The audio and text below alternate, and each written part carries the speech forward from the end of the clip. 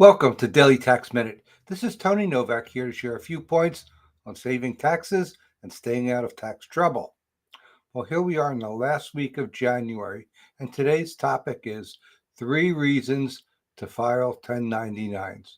The deadline for filing 1099s is January 31st, and I often say if you don't make it, you don't make it, don't panic, but do it as soon as you can and try to be consistent in keeping up to date with it.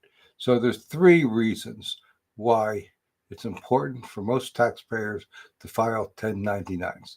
First is compliance, the second is in exam, and the third is in tax problem resolution. So let's go through those. The compliance reason is tax law says we have to. It's a law, and there's, like most tax laws, there's a penalty if you do not file them as required.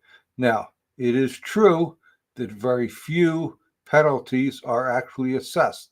I'm not aware of any published data on that, but tax professionals do discuss it. All of us seem to know of a few cases where penalties were assessed, but none of us know a whole lot of cases. So it's one of those situations. We never make recommendations or decisions based on the risk of penalty, but I just discussed that, and the fact that it does come up in discussion that the penalties are not a commonly discussed area or handled area among tax professionals, but they do exist.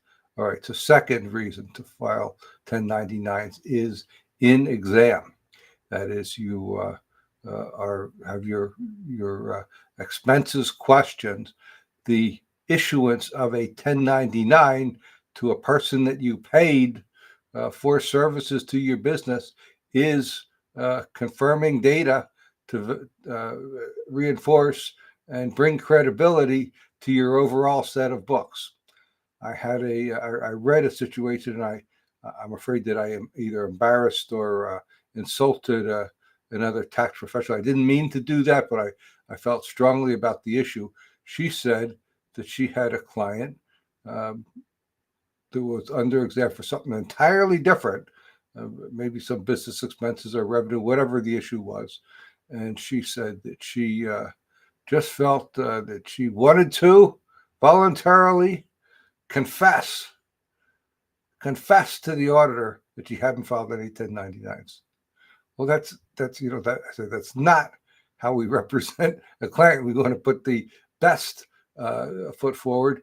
If the 1099s were under exam, and they almost never are, but if they were, and you're asked for them, you say, I don't have them. That's different than just blurting out, hey, I mean, the books are incomplete, offering additional evidence that there's a lack of credibility to the overall set of books. That's the wrong approach. So the second reason in exam. So the third reason I think is discussed less often, and probably because fewer people actually deal with it. I would say only those of us who try to negotiate in between the law. That is, get a little bit extra favors and get a break for taxpayers, and that is in tax resolution. And when push comes to shove, and we're asking for a favor, we're asking for the auditor to grant a waiver of penalties or concede certain points that they could go either way. A history of tax compliance is very important, and every annual tax, whether it's a 1040 for an individual, whether it's a partnership return or a corporate return, every single one of those returns asks, did you file the necessary 1099s? And if you answered yes and you didn't, that's credibility. That's a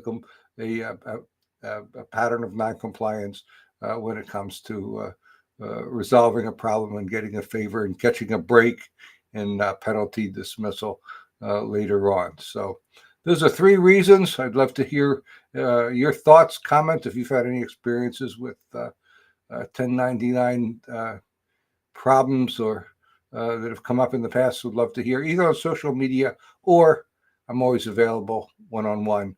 Find me at taxproblems.cpa. And I'll be back tomorrow with another Tax Minute.